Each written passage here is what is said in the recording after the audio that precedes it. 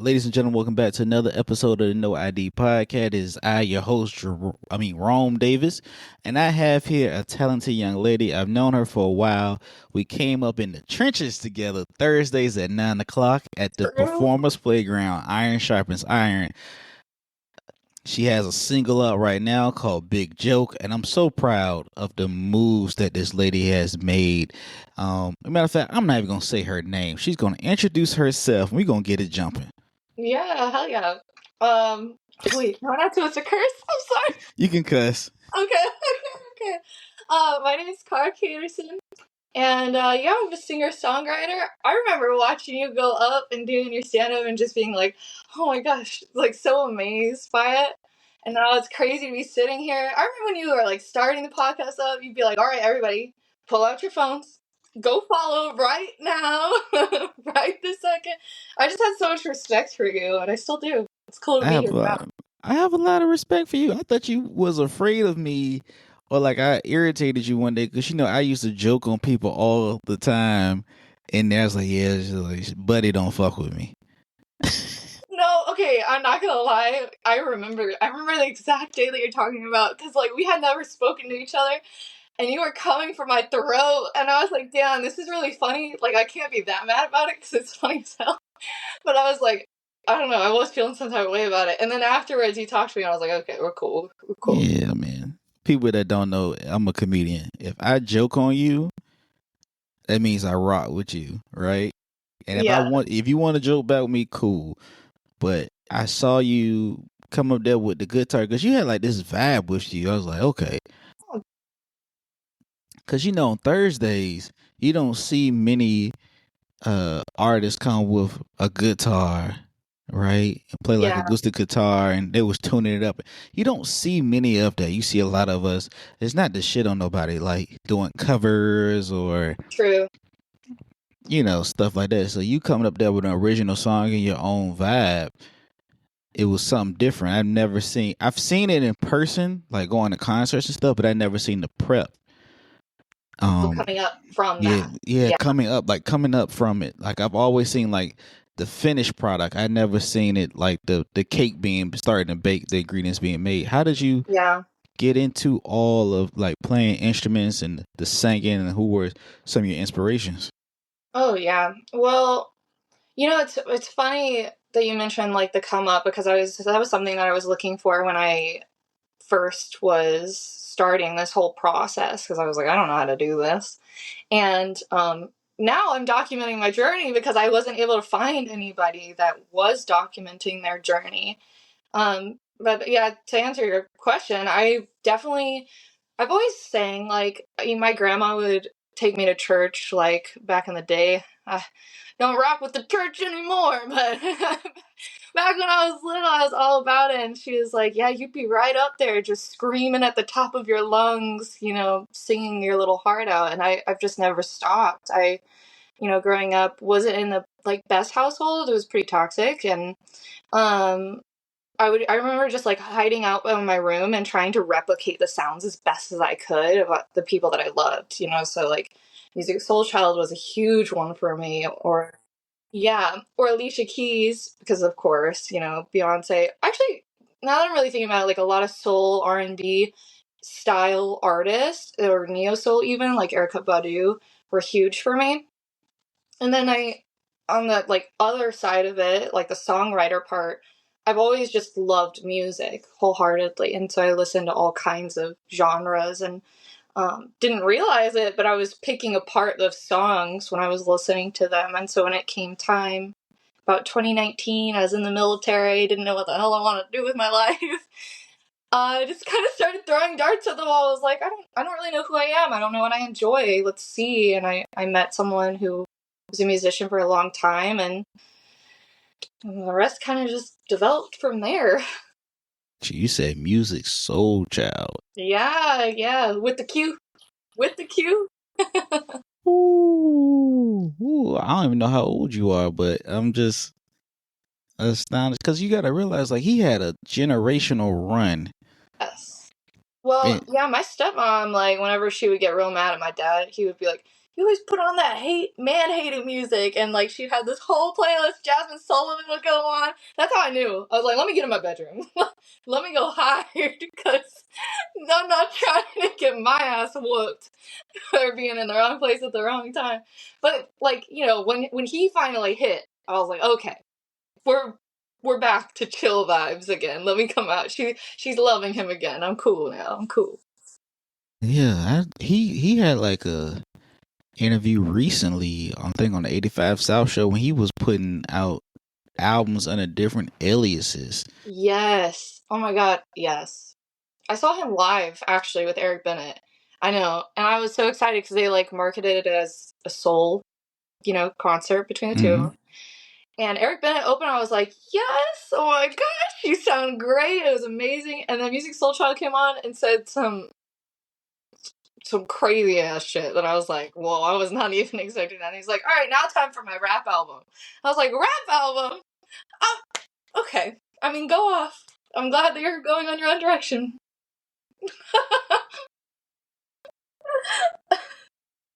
That's crazy, man. Do you want to do like different aliases and start putting out a rap album, a rock album, neo soul album, and so on and so on? No, I think really my goal right now is I have not seen any record labels that really go after the artist vision. So my ultimate goal right now is to start that for other artists, and rather than being like, this is the direction you should take, just letting them do art however they want to, and encouraging them that, because it's like, I'm not going to sign you if I don't see something there in the first place. Why would I stifle that?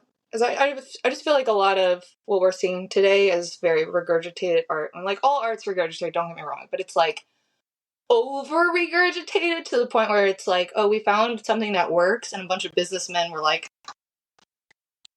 no, there's nothing really new coming in. It's really no originality a lot of times. Exactly. Yeah. So like, I don't know that necessarily under my own alias, but I would love to produce for other people in any genre that they would like, for sure. Yeah. You nervous?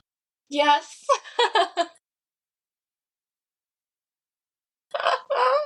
Don't be nervous. Yeah. Don't be nervous. It's nerve-wracking having all the, I don't know, it's different talking to podcaster Rome than his friend Rome. It's the same. No, it's not the same. On the stage, the podcast, and outside of this is just like a whole different beast. Yeah, it's a whole different thing. It's weird. I'm like the music soul child of the microphone, maybe. I don't know. I mean, who doesn't? Well, I used to not, actually. The stage fright was bad. So how did you overcome that stage fright? Honestly, going to the venue a bunch.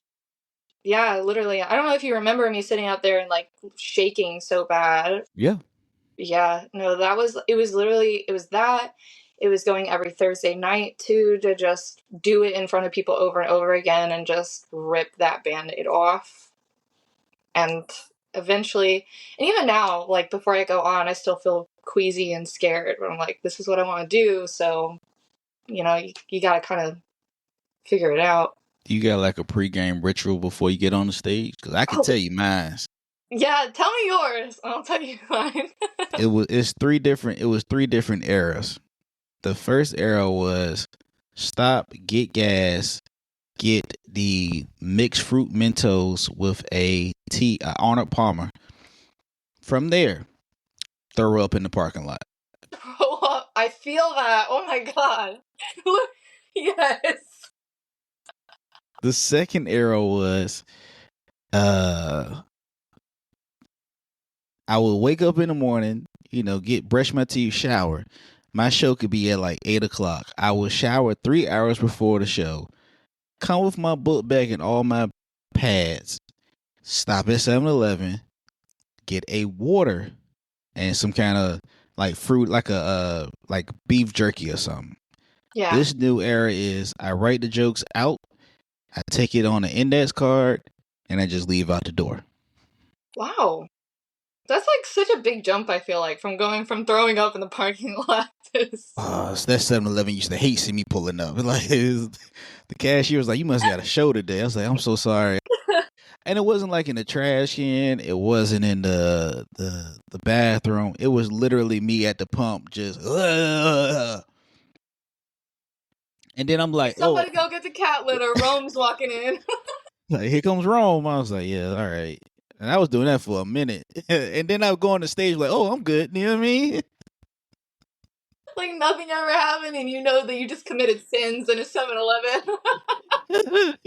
I'm like, I feel so bad. But I was like, I feel so relieved.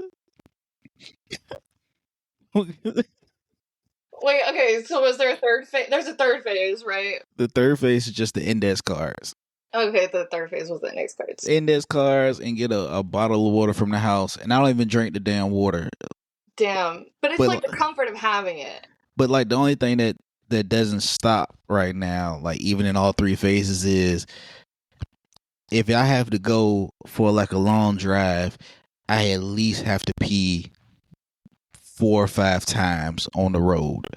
That's also very real. It's like your body goes into the state of like, get it all out, get it all out, get it all out. Yeah.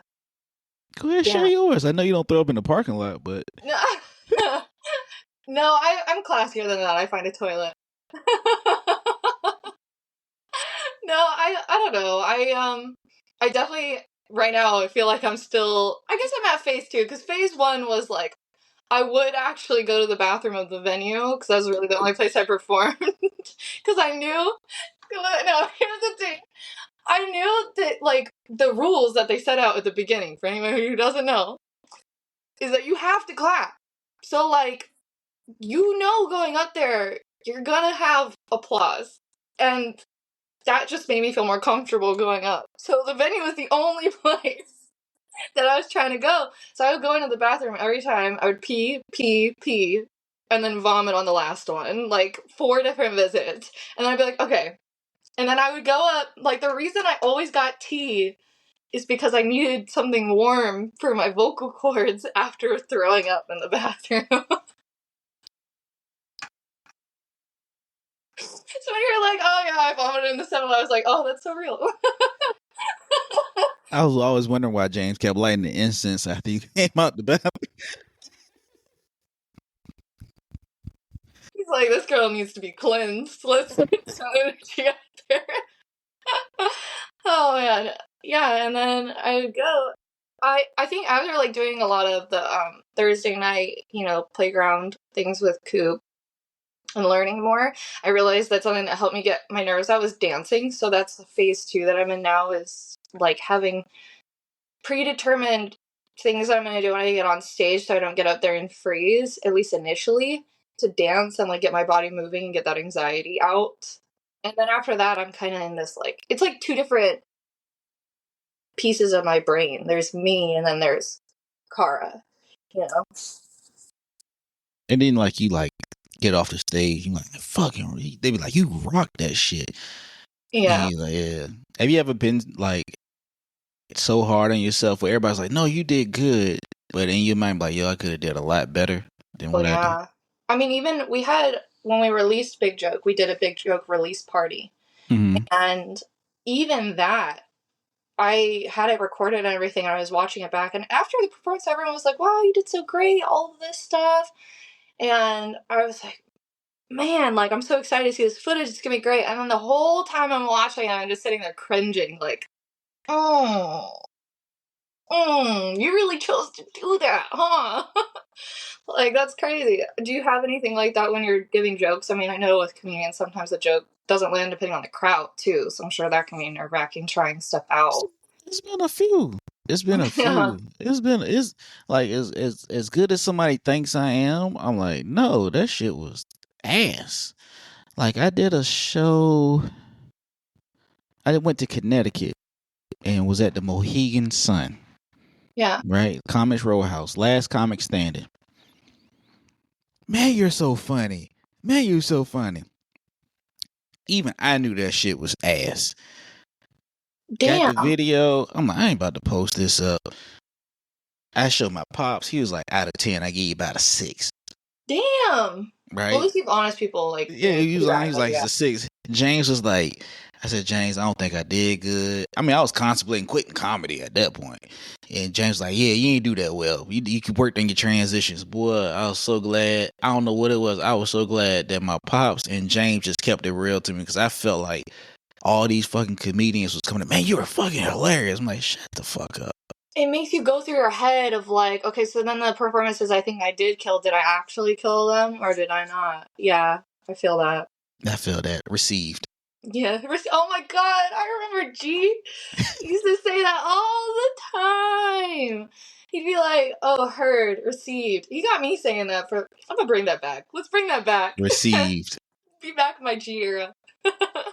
Man, I thought, I mean, like when I listened to Big Joke, I was like, it was on replay. I called you. I was at the gym. I was like, I gotta listen to this because I saw you had posted. I said, I gotta check it out. And I was wondering where the hell you went at. But it was like, oh, she done moved over to Baltimore. She recording demos and shit. And I was like, wow, I'm so proud of you. Oh. I'm so proud of you. I was like, you don't understand. Like, I was so proud. I'm still proud. I'm like, it takes a lot of cojones and fortitude to do what you do. To get on the stage is the hard part. Well, that's the easy part. To move, get on the Yeah. stage is the harder part. So how has it been since you moved from Virginia? Well, you're in Baltimore now, right? Yeah. How's that been? Well, I mean, there's definitely, I feel like with everything in life, the good and the bad, for sure. I would say the good is that the music community here is, I would say, like, maybe a little bit more competitive than Virginia Beach was, but there's so much just raw talent sitting there waiting to be looked at. It's crazy to me that Baltimore musically is not up there with, Nashville or LA or New York, because the amount of artists that are here is incredible. So that's really cool. I feel like the community is bigger, even if it's a little bit more competitive and not necessarily as supportive as I would say Virginia Beach is. So that was definitely an adjustment period, because I was like, okay, cool, we're all here for each other and everything. And that's not necessarily the case. So that's been interesting learning the ins and outs. Also, there's a lot of drama. Like, everyone's in like 6 bands. And you're like, how are you in 6 bands? Like, how do you even have time for that? Because when I moved from Virginia Beach to Maryland, I upped my game of like, social media, and then, like you said, recording songs and trying to get on bigger stages other than just like open mic nights, et cetera, et cetera. And there's a lot of back end stuff that you have to do that I did not know existed in music. I thought, you just put on a pretty dress and then you're like, you're done. So, I don't know. I would say overall I like Baltimore better though. Yeah. I feel you. Received. I think like in this entertainment industry, there's a lot of betas trying to be alphas. That's the craziest thing you've ever said. I'm sorry. I think everybody wants to be a big shark in a small pond, and they don't even know how to swim. Like Yeah, that's fair. it's a process, right? And it's not like an overnight thing. And then like you get ones that haven't been doing it as long as you, but they see like the poise and the reactions that you get on the stage, and they want to attach themselves to you. Yes. And you like, no, this like they don't see the grind of me throwing up 4 times in the bathroom, me overdrafting my account to get to the next gig. Yes. That's Me, real. That's real. me pulling up to a place that serves like it's like I'm doing well in front of 8 people, but I may bomb in front of 80 people, or vice versa. So I'm killing in front of 100 people, but I can go do the same song, same set in front of 10 people. Yeah. And they not receiving it at all. So like they don't. That's what I honestly feel. I think is especially for the last 2 years. I feel like everybody just wants to be a beta. It's a beta, but wants to be an alpha so fucking bad. Like No, nobody. that's very fair. It's kind of, it's funny, like, I know people hate on her a lot, but when Kim Kardashian came out, I was like, no one wants to work these days. And everyone was like, oh, like, there's a lot of people that work hard and stuff. I was like, honestly, I can really see where she's coming from on that, though, because if you are about it, if you're about that dream, about that vision, whatever it is, there is no work-life balance. Like, that's a lie that people tell you. And I'm not saying that no one is out here grinding. I think, like, what she said maybe was a little bit over-exaggerated. But that being said, like, this lie that we feed ourselves about, like, oh, you can have all these equal parts of life and still accomplish a goal that is, like, way up here is just not true. It's just not true. Like, what you said about overdrafting the account, like, I can't tell you the last time I had, like, a solid 8 hours of sleep, you know, where it's not, like, taking a nap in between. Like, right now, and the amount of skills you have to learn, too. Don't even get me started on that. It's not just music. It's business. It's marketing. It's social media management, which is different than marketing. It's knowing all the statistics and the metrics. It's, you know, I'm making my own merch too. So it's been learning how to make t-shirts and like, listen, I'm a construction man too now because I'm renting out my rehearsal space and like painting the walls and like, you know, spackling it and whatever. So yeah, like no one talks about that, but it is not that simple to just, yeah, like you said, stage is the easy part. That's the fun part. That's the part that keeps you going. That's the fun part.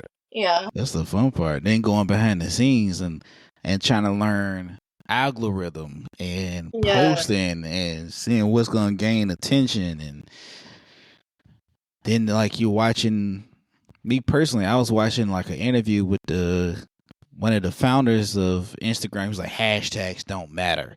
I'm like, what? I've been told hashtags was the main thing to get you out there. Yes, that you should be hashtagging the crap out of your thing. Well, at first it was put as many as you can. Then it was limited 3 to 5. Then it's none. And you're like, okay. I feel like at this point you guys are just making shit up. Yeah, and then it's like now you gotta like everything has to be a reel. And YouTube, everything has to be a short because we don't have the attention span anymore to sit through a 3-minute song anymore. We need a song that's a minute and a half. Like I downloaded an album. I'm not gonna say the artist's name. And I remember back then when I was growing up, an album was like an hour. Yeah. Now it's like 30 minutes. Yeah. Give or take some, yeah. That's for, yeah, even when I'm making songs, like I have one song that I'm going to be releasing in April that is about 6 minutes. And I was like, I don't know. I don't know how this is going to hit because of the attention span thing. And that's hard because it's like you have art that you're trying to show a certain way. Like whenever I'm making a set list, I try to, you know, have like a little bump at the beginning of like a hype song and then something a little lower. And then you kind of just build it up. But if you're only seeing a 30-second part of that, in my opinion, doesn't hit the same. Doesn't hit the same. It's like telling the back end of a joke without having to set up. Like, how do you even do that, you know, without just doing like a bunch of one-liners? It's like going on Wikipedia and reading about the movie instead of just sitting there and watching the full. Yes. And experiencing it yourself and then adding on the Wikipedia on top of it. Like, you're like, I don't know. I also get it, though, because I grew up in a time frame where, like, my attention span is really short. So when I'm looking at other people's content, I'm like, oh, whatever. Just, like, scrolling through. So I'm definitely a hypocrite in saying that. But it is, like, from an artist perspective, really frustrating. It is. It's probably a little bit more frustrating now, too, because everything is so geared towards social media now. Yeah, true. Yeah. And very politically charged, too. Like, the state of the world is fucking crazy right now. Like, I don't even know how I know how we got here, but, like, I don't. It's crazy. It's just, you know, you defund the education system enough, and it just seems to kind of trickle down, and then it's like, we're just seeing that cycle, but not just to get political. You okay. But it's like, it's on top of that, you know, you have that. And then on top of that, being swamped into social media, you're trying to navigate your way through that. Like, one of my biggest things for my platform is trying to bridge that gap between people so that we can actually, like, talk and have healthier conversations about what is going on and, you know, build more of a community because I do feel like we're really divided. right now. Divided. I think a lot of stuff is propaganda to just divide, and I'd be like, it's just crazy. And I mean, I saw the right. We saw a lot of us saw the writings on the wall. What was going to happen? Yeah. Yeah. For sure. Now I'm gonna ask you this. Let me see if you can catch following. You're a musician. You're an artist. You're a singer. You're in the music industry. $1 million question. How did you feel about the whole Kendrick and Drake beef? You want my honest answer? Go ahead. I think a lot of the beef is staged, personally. I do. I think a lot of it's staged. I think, too, like, if what they're saying about Drake is true, and I'm not, like, a part of the law or whatever, I'm not going to sit here and, like, say he did or didn't, because I don't know his life. I'm so, I have my opinions on it, but, like, that's not, for me to judge. I feel like whenever beef gets blown out of proportion like that and it's just everywhere and they're making songs back and forth, I really think it's just a publicity stunt. So it's hard for me to get into it because I'm like, I don't know. I'm just like, you know what?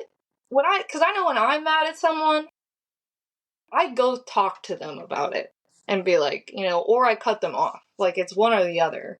If I'm trying to continue the relationship with you, then I'll talk to you about it. But if I'm not, then like, if those allegations are true, that would definitely be someone that would be like, okay.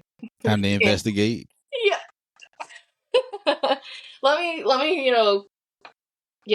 call the proper authorities and let me not be attached to you anymore because obviously your energy is not where I'm trying to go. That's my honest opinion. They've been cussing each other out for like 15 years. I'm saying subliminally, like it's been subliminals, like. And the crazy thing about it is when everything happened last summer, it seemed like, all right, Kendrick dropped the song, Drake dropped the song, Kendrick dropped the song, Drake dropped the song, and these songs were not like we were talking about early, 30 seconds, a minute and a half. These motherfuckers was like 6 minutes long. About what they're angry about. What they're angry about. Then they name dropping each other. Then they going at families. Yeah, it was like, all right. And don't get me wrong, like it was great entertainment. You know what I'm saying? It was great entertainment. Definitely. But I was like, now what? The beef is over with. And now what? Because that's what you built your platform on, is having this beef. So what do you, like, start new beef? Like, and also, this is, like, not to get on my soapbox. Let me just tiptoe on it for a second. Okay. But, like, what are you teaching the younger generation beneath us, too? Or not beneath us. That's a wild thing to say. But what are you teaching the generation that's coming up right now? Like, that it's okay to, shit talk each other and put each other down and stuff. Like, there's already so much of that. I don't understand the purpose of putting more hate into the world. Like, if someone did something wrong, like, the allegations that are there, then yes, they should be held accountable for that. But, like, also, on the other end of that doesn't mean you have to sit here and, like, spew hate and stuff. Like, I don't know. I know hate gets a lot of views, but it's just not really what I'm rocking with, I guess. I think lies get spread further than the truth does. You know what I'm saying? Like that Kendrick Lamar beef was in the music industry, and goddamn, that Cat Williams interview fucked up every comedian. And I'm like, people ask all the time, like, I'm pretty sure you guys get it. Like, do y'all really have these beefs and stuff like that? And I'll be like, yeah. But the craziest thing, the dumbest thing I've ever heard is like another comedian beef with another comedian. I'm like, bro, you're not Cat Williams. This isn't the Kings of Comedy. We're not on Club Shay Shay. You're not Kendrick. This isn't Drake. Like, we're trying to get to their level. These are fucking millionaires beefing with each other, and we're literally sitting at a brewery about to do 5-minute sets. So shut the fuck up. Not the sitting at a brewery. No, literally though, yeah. And also, like, imagine how much farther you would get just, like, working together in the first place, Not that you're gonna vibe with everyone, but I don't know. I just hate seeing communities, especially because, that's what really that an artist is building. Yes, a following and everything, but you're also building a bridge between people to be like, I like this artist, you like this artist, and that's already a bond there. So, like, however you're holding yourself, whatever standard that is, whatever you're talking about, I always try to keep that in mind of like, what am I giving people to talk about? Is it to spread more hate and like that kind of shit, or is it to talk about something bigger than that, something more important? People act like it's only one microphone, one studio, one stage, and I gotta be the only one that's gonna touch it. And I'm like, you sound fucking stupid. And then when you shut the ones out that's actually doing work, they go move up to somewhere else. You like, you just gotta dispute the hate. It's so dumb. But I don't need to get on my soapbox at all. Because that would be like if somebody was interviewing me, I can go in on for hours on some of the shit that I've seen and things like that. But see, that's what we should do. We should do another one of these, but reverse it, and I'll interview you. Be okay. Like, let me look at my list of questions. How do you feel about the Kendrick Lamar and Drake beef? Oh, I loved it. I've been a big like Kendrick Lamar fan since I heard Rigor Mortis. So we're going good. He's a good artist. He's a great artist, and I'm 36. So like, listen to party music and a lot of trap, or like, I can't do it. Yeah. I only listen to that going to the work, going to the gym. Drake is a solid entertainer. Yeah, definitely. But as far as artistry goes, Kendrick hands down, like even that Super Bowl performance, the Grammy performances, his music videos, you have to study those and get those and what they're going at. And I think Kendrick was like, damn, I've been doing this just as long as Drake, and they're giving Drake all these flowers. It's time for me to come get mines. And they've been, like I said, they've been cussing each other out for like 10, 15 years. And I thought it was hilarious because I went on the Twitter thread one day. I went down a rabbit hole of, well, he was cussing Drake out on All the Stars, and then he cussed him out on the Beyonce song, and Drake talked about his wife on this song, and I'm like, but we did poetic justice and fucking Problems in 2009. But off that, are you still nervous? Are you just rubbing your ankle? Calm. Okay. Yes. I'm just playing with my like leg. I don't even know how to describe it. Did you get a new sleeve since I saw you? I finished it, yeah. I don't know if you can like really see it. Not really, but it's dope from what I see. Is that Black Panther? I wish. It is a Black Panther, but it's not the Black Panther. I don't know if I can do that. I don't know if I'm allowed. Don't get canceled. I'll be in support. Yeah, solidarity, brother. Solidarity. Like being an ally to the LGBTQ community. Like, yeah. Oh, I'm a part of that, but you know. I got 2 more questions for you before we get off. Yeah, absolutely. One, I appreciate your patience and everything. I know you were so excited. When you was messaging me yesterday, I'm not even gonna lie to you, I was having dinner with my family, like my extended family, and sometimes it just takes a lot out of me sometimes to be a social butterfly. So he was like messaging me, he's like, yeah, I thought I said 3. I said, I'm gonna say 2. Say 2. Get it early, because I'm old. I'm gonna take a nap after this. All right. Okay. You know what I mean? But what advice would you give to anyone that's trying to get into the industry, that's writing songs and playing instruments? Like, what advice would you give them? Oh, 100%. If I could go back in time and retry, not that I've made it super successful or anything yet, but I would definitely read as much as you can about the music industry.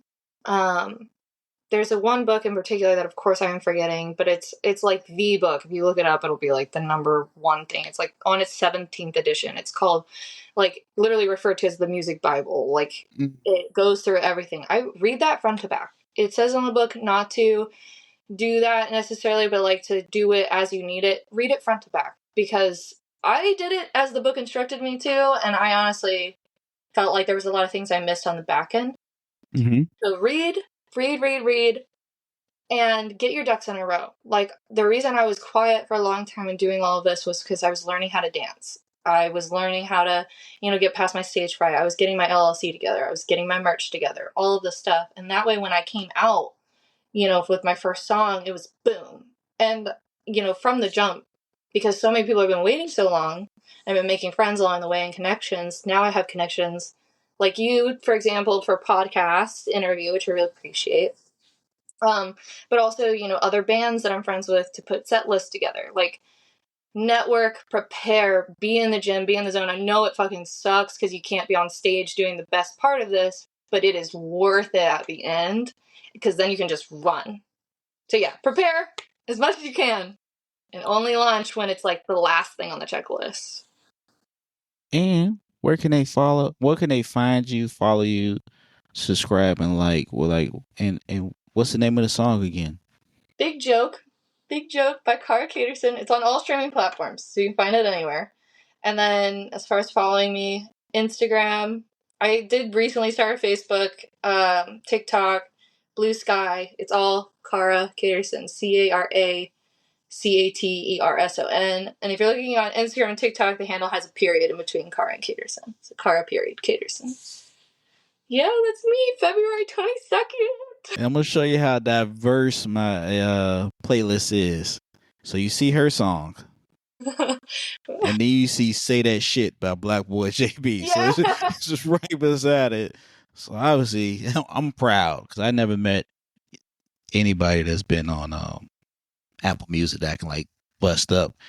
You're like, I know this person. Yeah. I'm at 52 monthly listeners right now for my first song, which I right for Spotify, I feel like that's pretty good. I think I always say like, if you get one follower or subscriber, I feel like you touch one soul. Yes, 52 people. That's a lot. That's a lot. It's like you're doing it. I'm trying. So are you out here? I need to come down for another comedy show. That's what I need to do. Which is when? I got a couple lined up. Yeah. But I'm actually going up there. To Baltimore? Well, going back to Baltimore and DC to do more work out there because the market here for comedy is fucking ass.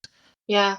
Well, if you come up here, like, and we're hosting our own event, I'd love to have you as a host or an MC. You can do like a comedy set in between. For sure. Just let people know if I joke on them. I will. I love I feel like now you're the big joke. I'm sorry, I had to. It's all right. I still love you. I'm the comedian here, No. It's all right. We still love you. The girl with the dream. I'm just a bitch. Oh my god. Your people watching this podcast are gonna be like, what kind of this girl talks too much? No. No, we don't even know what the hell is going on. I'm gonna be like, you know what? Neither do I. But it's a good time. You know what they're gonna look at? They're gonna be like, wow, he just interviewed a dominatrix sex worker. And now he has a musician everywhere. Where the fuck are we going at with it? Because I was like, you want to go get interviewed after a lady named Pepper the Black Cat? Mm-hmm. Okay, bullshit. Okay, that's where you got your thighs out. I understand. You know what I mean? I had to keep up. Yeah, I'm not even gonna lie. I didn't even realize it was this out. All right.